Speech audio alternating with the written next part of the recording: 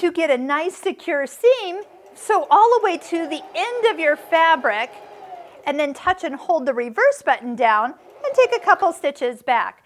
That way, when you pull this out and cut the thread, those stitches are going to stay nice and secure.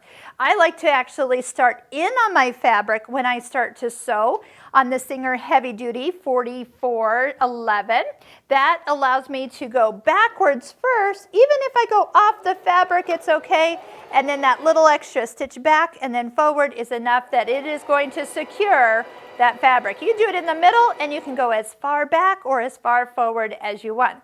Make sure you turn the hand wheel towards you, bring your take-up lever to the highest position, and use the little cutter on the side of the machine for ease of cut. And look how secure those starts and stops of your seam are.